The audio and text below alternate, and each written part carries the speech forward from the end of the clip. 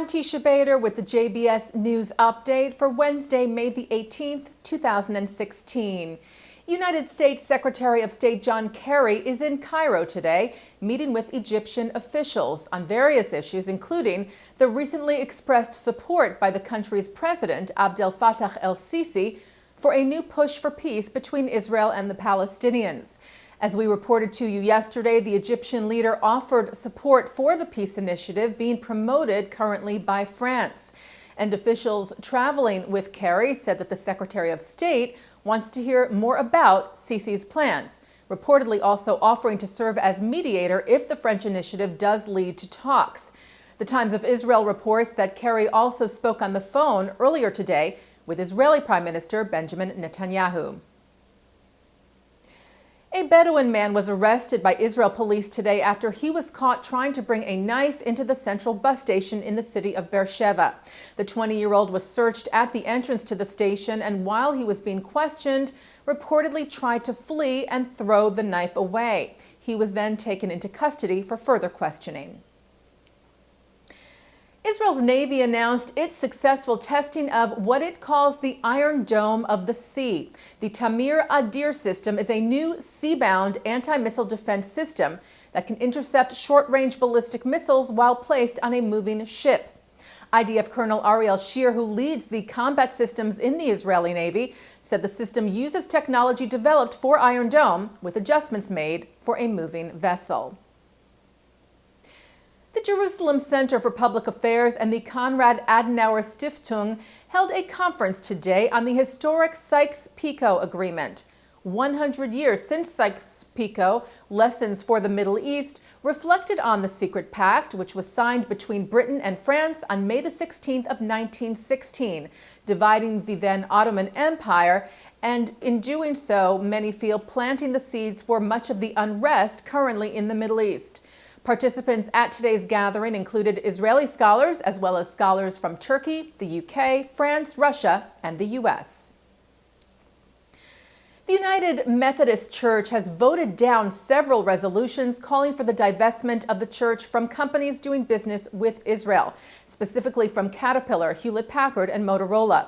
Another effort of the boycott, divestment, and sanctions movement that seeks to delegitimize the State of Israel. The votes on 4 BDS resolutions took place this past weekend at the church's General Conference in Portland, Oregon, which runs through this Friday.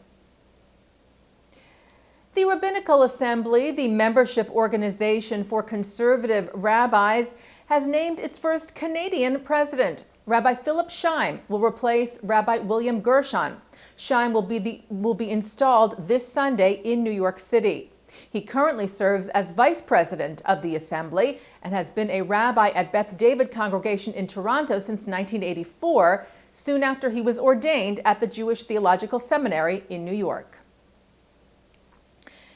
Synagogues across New York will take part in the New York Landmark Conservancy's 6th annual Sacred Sites Open House Weekend this Saturday and Sunday, joining historic religious institutions across the state that will be sharing their art, their architecture, and their history with the public. Among the synagogues and Jewish sites opening their doors for tours, the Old Broadway Synagogue in Harlem, Temple Concord in Binghamton and Syracuse, and the Congregation Sharith Israel Chatham Square Cemetery on New York's Lower East Side. It is the oldest Jewish congregation in North America, with some of its members having fought in the Revolutionary War. And tonight at 8 o'clock on JBS, the Landmark Conservancy is featured as Andrew Dolkart, who is a professor of historic preservation at the Columbia Grad School, moderates a panel of religious and civic leaders on the challenges and benefits of designating places of worship as landmarks. And taking a look at other programming for tonight on JBS for Wednesday, May the 18th. At 9 o'clock tonight, former president of Brandeis, Frederick Lawrence, talks about aspects of Jewish life on campus and his experience with combating the BDS movement. That's with Mark Golub on L'chaim. And at 10 o'clock tonight, Rabbi Shai Held of Machon Hadar and Rabbi Jill Jacobs, who leads Truah, the rabbinic call for human rights, discuss social justice in Judaism. And coming up right after this newscast tonight, it's Thinking Out Loud with Micah Halpern. And that's the JBS News Update for Wednesday, May the 18th, 2016. I'm Teisha Bader.